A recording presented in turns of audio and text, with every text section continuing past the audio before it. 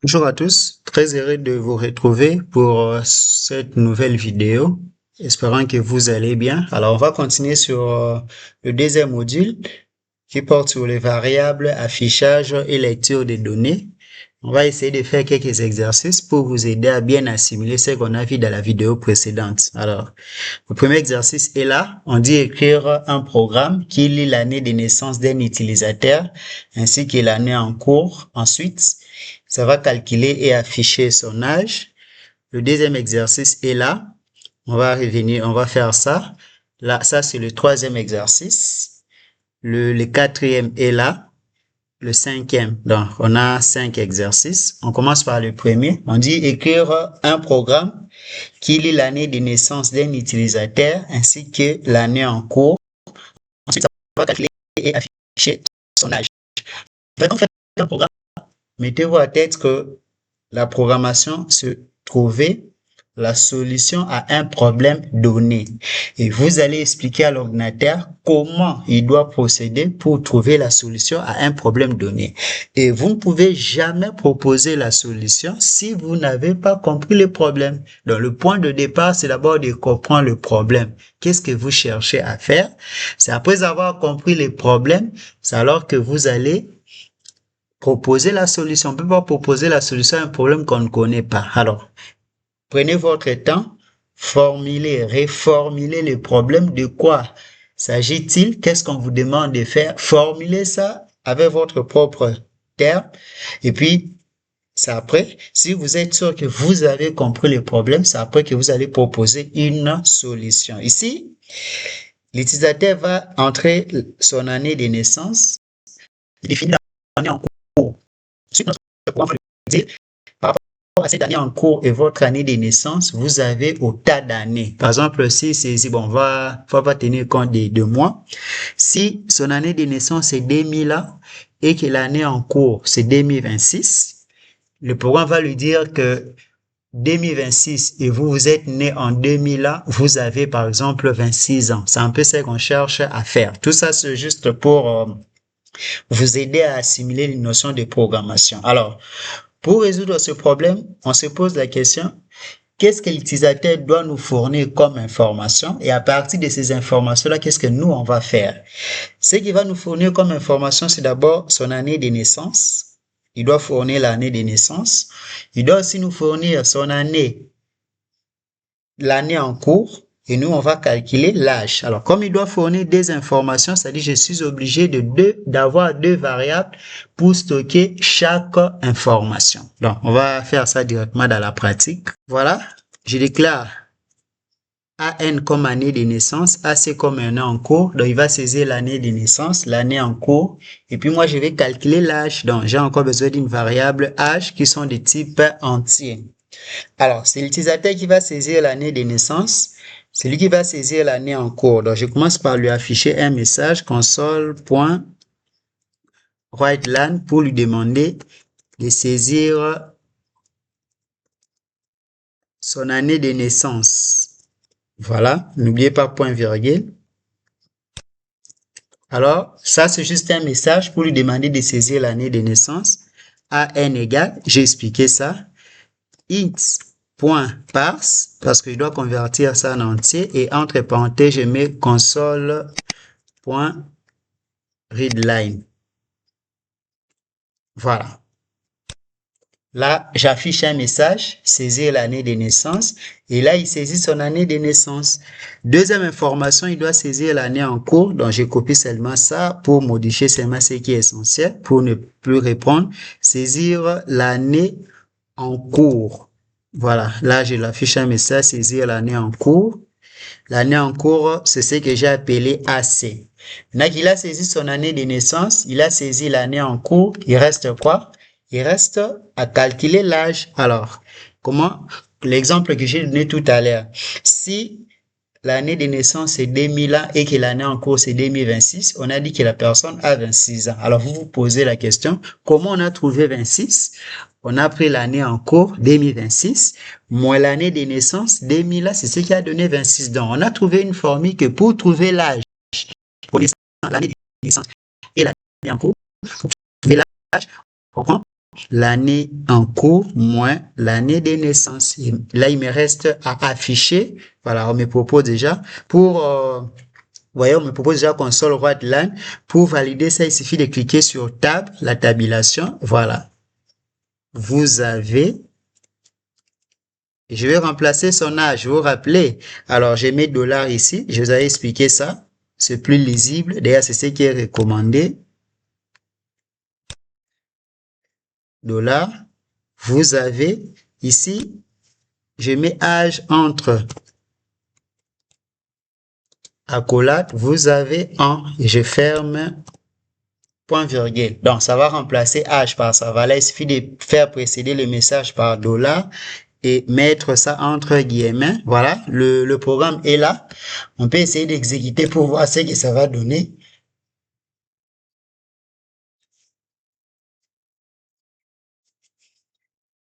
Pardon, voilà. L'exécution est là. On dit saisir l'année de naissance. J'ai saisi par exemple 2001. Saisir l'année en cours. J'ai saisi 2026. Et quand je valide, voilà, vous avez 26 ans. Je crois que ça, c'était facile. J'efface ça. On va aller au deuxième exercice. Je crois que ça, vous avez compris. Essayez de refaire ça avec votre propre raisonnement. Je suis sûr que ça va aller. On passe au deuxième exercice. Ça, vous avez compris. Voilà. Le deuxième est là. On dit écrire un programme qui lit les prix unitaires et les quantités des deux articles. Ensuite, ça va calculer les prix totaux partiels ainsi que le prix total général. C'est un peu avant de continuer la vidéo, essayez un peu de réfléchir pour voir si on va trouver la même chose, vous et moi. Donc, c'est la bonne chose à faire pour s'exercer. Le programme va lire le prix unitaire et les quantités des deux articles. Donc, on a des articles. Et l'utilisateur doit lire les prix unitaires du premier et du deuxième article. Il doit lire la quantité du premier et du deuxième article. Notre programme va calculer le prix total du parcelle du premier, le prix total parcelle du deuxième. Ensuite, ça va calculer le prix total général. Et mettez pause, essayez de vous exercer avec ça pour voir si on va trouver la même chose. Alors, on réfléchit. Déjà, il va saisir, il y aura des prix unitaires parce qu'on a des articles. Ça fait déjà 2 variables pour les prix unitaires. Il y aura des quantités. Donc, on a aussi des variables pour les deux quantités. Ça fait déjà 4. Et quand on va calculer le prix total parcelle du premier et du deuxième produit, ça fait encore des variables. Ça fait 6. Et puis, on aura les totales générales. Ici, j'aurai besoin de cette variable. Et quelles sont les informations qu'il va me saisir? Il va saisir le prix unitaire du premier et du deuxième produit. Il va ainsi que la quantité du premier et du deuxième produit. Ça fait 4 informations qu'il va saisir. Donc, j'ai déjà l'idée générale de quel sera ce programme. Alors, on va essayer de pratiquer ça, essayer chez vous et puis on va comparer si on va trouver la même réponse. Voilà, je viens là.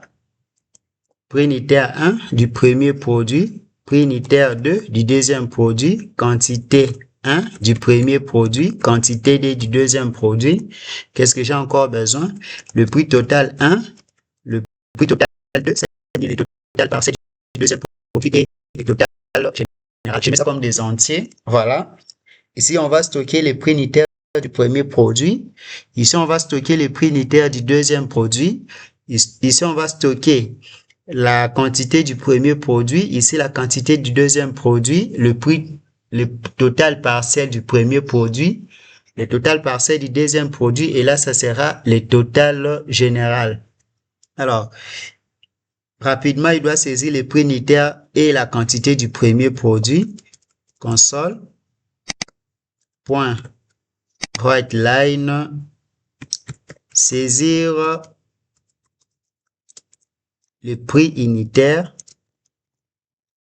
du premier produit, du premier article. N'oubliez pas, point virgule. Alors, ça sera PU qui égale it.parse. N'oubliez jamais de convertir it.parse. Alors, on me propose déjà, je n'ai qu'à faire Enter pour valider. Il doit aussi saisir la quantité du premier produit. Là aussi, c'est console.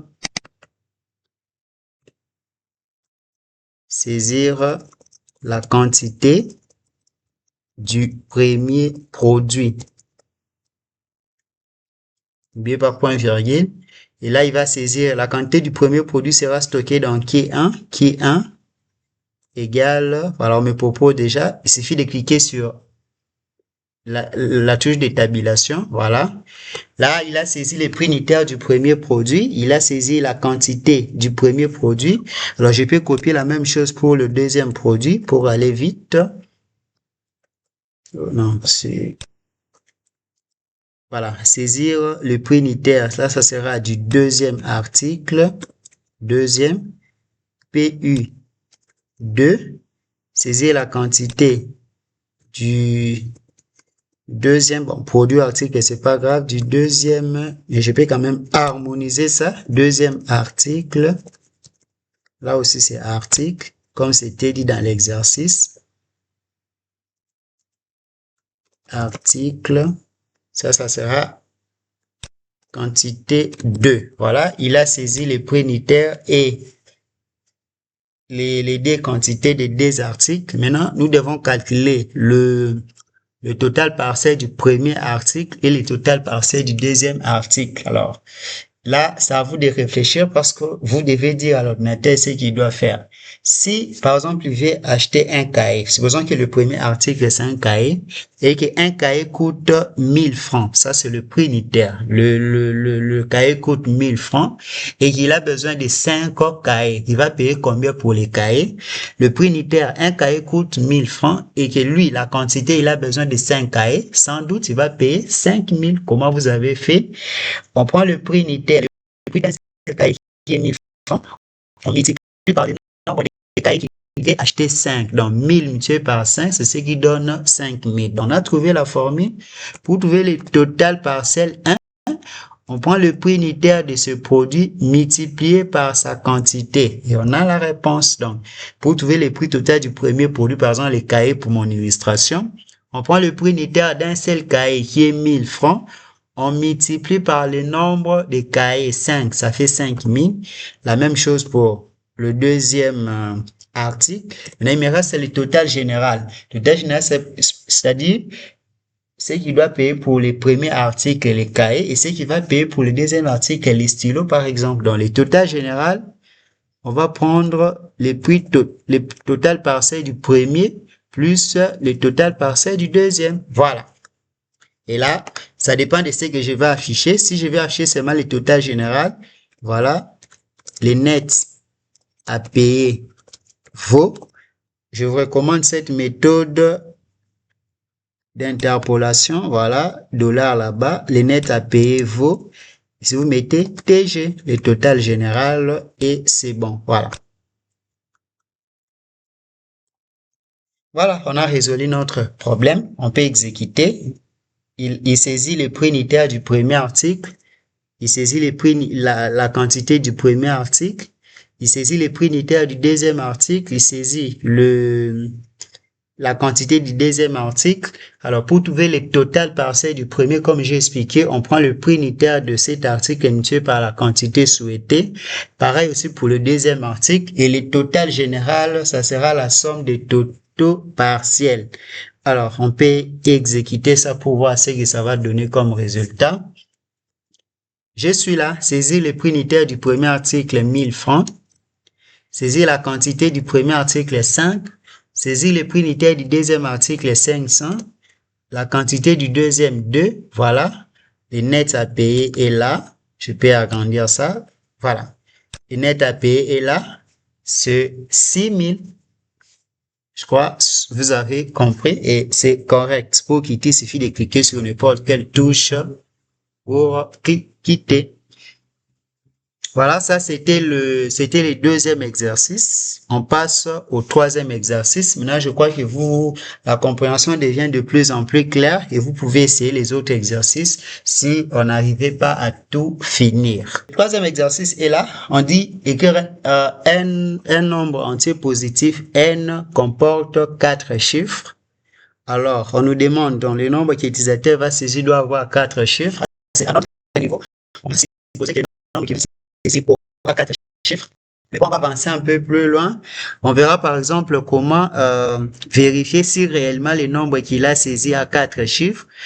À notre niveau, on suppose qu'il va saisir un nombre qui aura 4 chiffres. Alors, qu'est-ce qu'on nous demande de faire? On va écrire un programme qui va extraire donc, de ce nombre-là. Ça va extraire les chiffres des milliers, les chiffres des centaines, les chiffres des dizaines, les chiffres des unités. Ensuite, ça va calculer la somme et les produits de ces chiffres. Voilà l'exercice. Et là, on va essayer de réfléchir ensemble avec vous. Sachez que en programmation, il y a des exercices pour résoudre ça. On procède par essai-erreur. C'est-à-dire, ce n'est pas tout programme que vous serez à mesure de faire ça directement. Il y aura des programmes où vous essayez, ça ne marche pas, vous changez des méthodes, des logiques, jusqu'à ce que vous allez trouver la bonne solution. C'est comme ça que ça marche. Donc, ne mettez pas en tête que tout programme, ça va toujours marcher. Le premier coup, c'est un jet d'essai. On va essayer de faire ça. Nous sommes là. On va essayer, comme j'ai dit, un jet d'essai RR. L'utilisateur va saisir un nombre, par exemple, de 4 chiffres. Je vous explique un peu. Supposons qu'il saisit 3652. C'est un nombre de 4 chiffres. Notre programme doit dire que le chiffre des milliers, c'est 3. Le chiffre des centaines, c'est 6. Le chiffre des dizaines, c'est 5. Et le chiffre des unités, c'est 2. Ensuite, il va faire la somme, c'est-à-dire ça doit faire le programme, après avoir identifié les chiffres des milliers, des centaines, des dizaines et des unités, ça doit faire la somme, ça doit faire 3 plus 6 plus 5 plus 2. Ça va aussi faire le produit, donc 3 multiplié par 6 multiplié par 5 multiplié par 2. Alors, on va essayer de réfléchir comme j'ai dit par essai-erreur. Maintenant, on va essayer toutes les méthodes. Mais avant ça, je profite pour vous expliquer les opérateurs arithmétiques, vous connaissez ça? L'addition, la soustraction, la division, la multiplication. La multiplication, c'est star. La division, ne mettez pas 2 points. La division, c'est la barre. Alors, il y a encore un opérateur arithmétique qui s'ajoute dans la programmation qu'on appelle le modulo, représenté par le pourcentage. Voilà. Le modulo permet de récupérer les restes de la division. C'est-à-dire, quand vous faites 5, on peut expérimenter ça, le modulo, console.writeLine, console.writeLine. Je fais par exemple 5 modulo 2. Ça va donner, ça veut dire le reste de la division. J'exécute. Voilà, ça m'affiche 1. Ça veut dire quoi? Le reste de la division entière, quand vous faites 5 divisé par 2, ça donne 2. Les restes, c'est 1. Le modulo lui renvoie les restes de la division. Comme ici, 5 divisé par 2, la division entière. Les restes de la division, quand 5 divisé par 2, ça fait 2. 2 multiplié par 2, ça fait 4. 4 moins 1, 5 moins 4, ça fait 1. Donc, lui renvoie les restes de la division. C'est pourquoi vous voyez ici, ça renvoie quelle valeur? Ça renvoie 1. Donc ici, le reste de la division, c'est 1. Alors, qu'est-ce qu'on va faire? On va aller progressivement. J'ai besoin d'une variable qui va stocker les nombres saisis par l'utilisateur. Qui va stocker les chiffres des milliers, les chiffres des centaines, les chiffres des dizaines et les chiffres des unités. Voilà. L'utilisateur saisit. On va essayer par essai-erreur, comme je vous ai dit, saisir un nombre de 4 chiffres.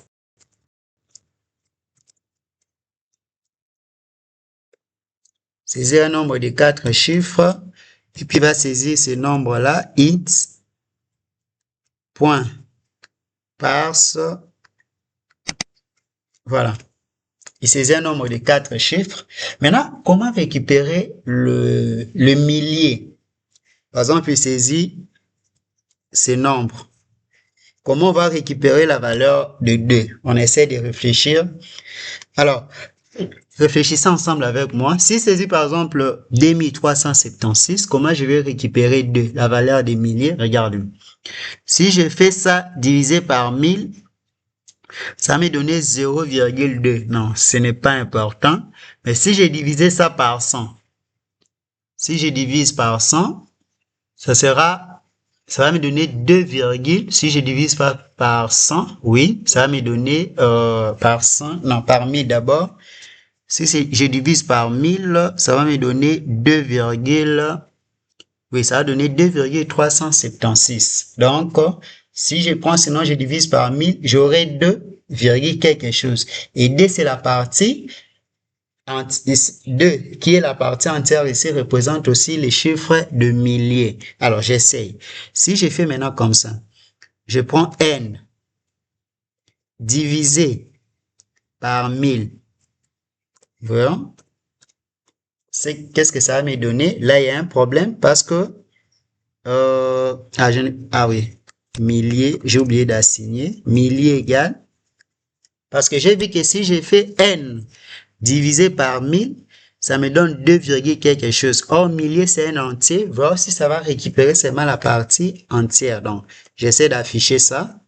Là, on procède par essai-erreur. Hein? C'est comme si on ne connaissait pas la réponse. On essaie, on voit ce que ça donne et on passe au suivant. Console point, white line. J'affiche ici, je vais afficher le millier. Voilà.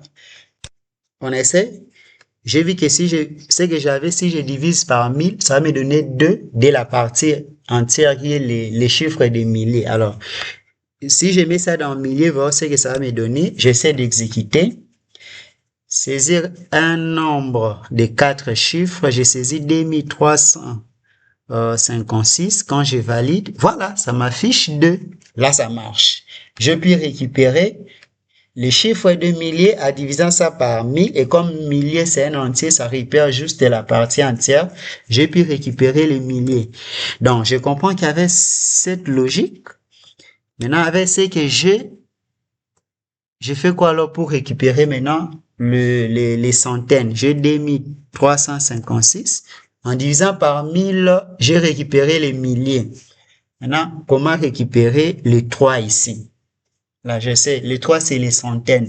On réfléchit aussi de la même manière pour récupérer les 3. Je sais pas si chez vous, vous avez trouvé une solution. Comment on fait pour récupérer les 3? Parce que j'ai vu que si j'ai divisé par 1000, je récupère les milliers. Mais est-ce que si j'ai divisé par 100, je vais récupérer ça? Non, là, ça devient compliqué parce que si j'ai récupéré par 100, attendez. Si j'ai divisé par 100, j'aurai 23. Or, moi, j'ai besoin de récupérer 3. Je n'ai pas besoin de quoi? Je n'ai pas besoin de 23, j'ai besoin seulement de 3. C'est pas, il y a plusieurs méthodes. Si de votre côté, vous comprenez là où nous sommes.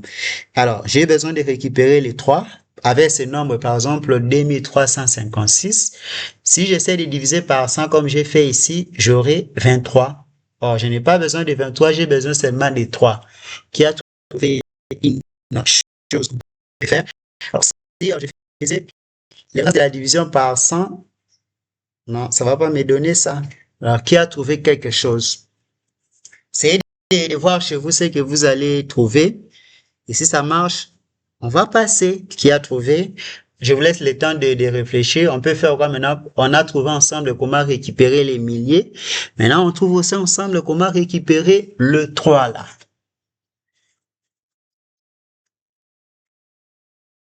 Alors, j'ai une idée.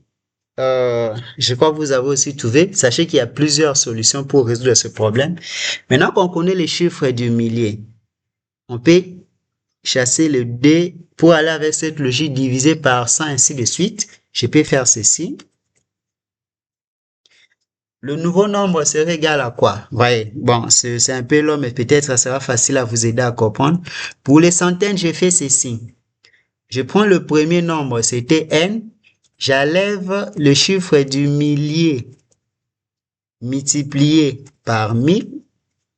C'est long, mais c'est la compréhension. Ça peut vous aider avec la compréhension, mais on peut utiliser le modulo, mais j'adopte cette méthode parce que c'est plus facile à réfléchir. Regardez, quand vous avez 2356, si j'avais seulement 356, je fais encore diviser par 100, il va me rester 3 divisé par ça, ça sera plus facile.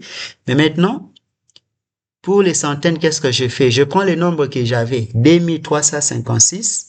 Si j'enlève 2000, parce que quand j'ai fait milliers, milliers ici c'est 2, parce qu'on a récupéré les chiffres de milliers, multiplié par 1000, ça va me donner 2000. Si je prends 2356, moins 2000 va me rester combien? 356. Et ce nombre-là, je divise par 100.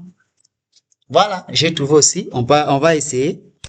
Là, j'ai trouvé aussi les centaines. Je crois que vous avez compris quand même ce raisonnement. C'est pour vous montrer qu'on peut réfléchir ça, on peut résoudre ça de plusieurs méthodes. Donc, le nombre, c'est qu'il a saisi 2356. Si j'enlève 2000, comment je trouve ici que c'est 2000?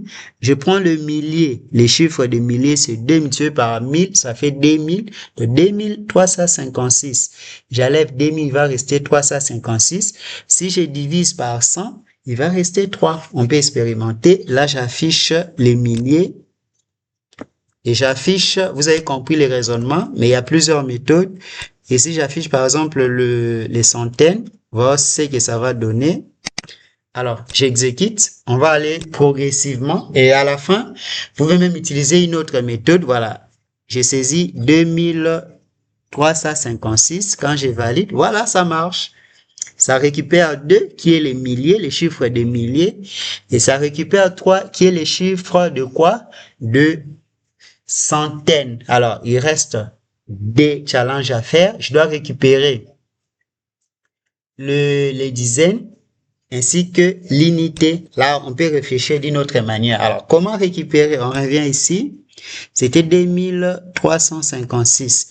Comment récupérer les dizaines ainsi que l'unité? Ici, pourquoi pas essayer avec le modulo? Alors, ici, avec les modulos, déjà pour récupérer l'unité, c'est plus facile parce que l'unité, pour récupérer les 6 ici, si je fais la division entière par 1000, la division entière par 10 plutôt, ça va me donner, il va rester 6. Donc, ça, je peux essayer. Pour unité, je prends juste n modulo 10. Ça va marcher parce que quand j'ai fait la division entière par 10, les restes, ça sera l'unité. Je peux expérimenter ça. Comme ça, il va vous rester à trouver le dizaine. J'essaie d'afficher ça pour voir si réellement ça va marcher. Ici, unité. Et là, il va nous rester seulement les dizaines. Unité. Voilà. J'exécute. On procède par essai-erreur. Voilà, saisir 2356. Voilà, ça marche. Ça a récupéré les chiffres des milliers, les chiffres des centaines et l'unité, il reste juste les dizaines. Alors, comment on peut faire pour les dizaines? Réfléchissez ensemble avec moi. C'était 2356.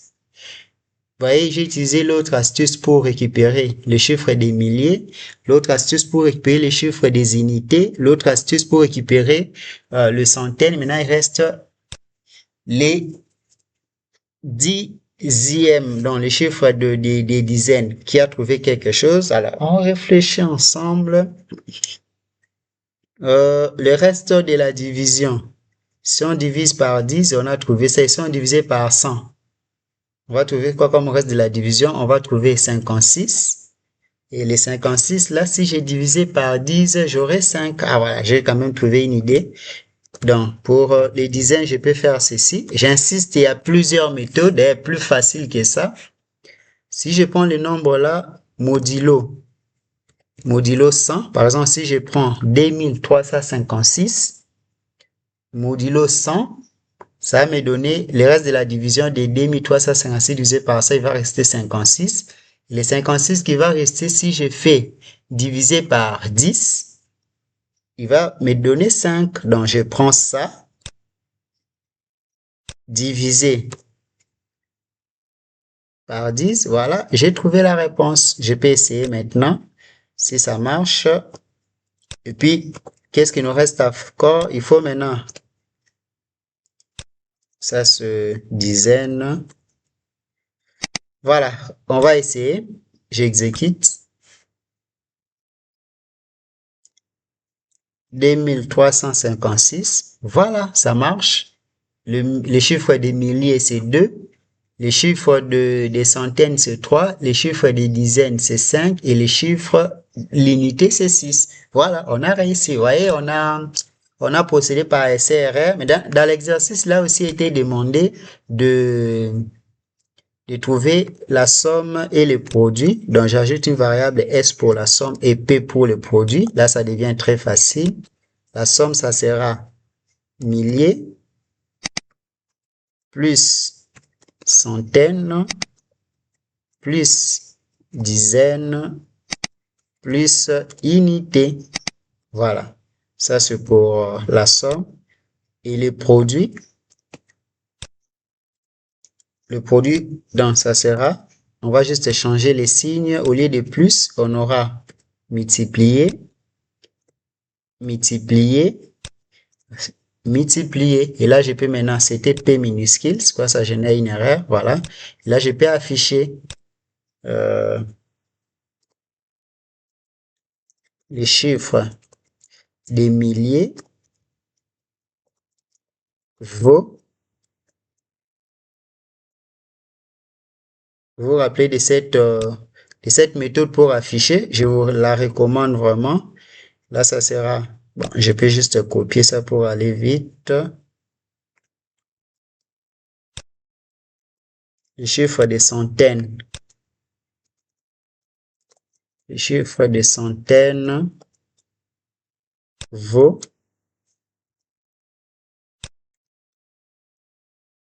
Voilà. Ça, c'est dizaines. Le chiffre des dizaines vaut.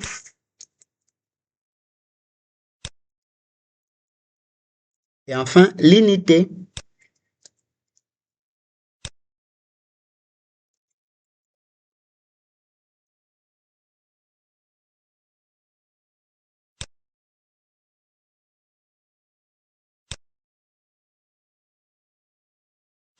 Il nous reste à afficher le produit. Console Write-Line.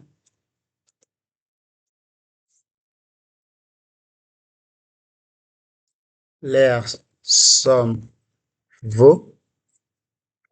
On affiche S. On ferme.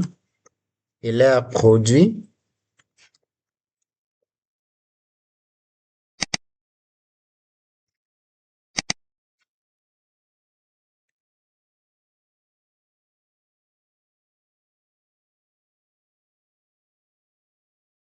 L'air produit vaut produit CP. Et voilà, c'est ce qu'on nous avait demandé. Le programme est là. Voilà, je crois, on a fait ça ensemble avec vous. Mais ce n'est pas la seule méthode. On peut avoir plusieurs méthodes. J'essaie d'exécuter pour voir ce que ça me donne comme résultat. Voilà. J'ai saisi 2356. Voilà. Quel est le résultat? Le chiffre des milliers vaut 2, c'est logique. Le chiffre des centaines vaut 3. Le chiffre des dizaines vaut 5. Le chiffre des unités, c'est 6. Et quand on fait 2 plus 3, ça fait 5. Ça fait 16 pour la somme. Et le produit, ça donne 180. Voilà, c'est ce qui a été demandé. J'insiste, c'est pas tout programme qu'on va résoudre ça séquentiellement. Il y a des programmes qui demandent des essais-erreurs. Vous essayez, ça ne marche pas, vous changez ainsi de suite. Alors, les autres exercices. C'est là, c'est facile, vous pouvez les faire.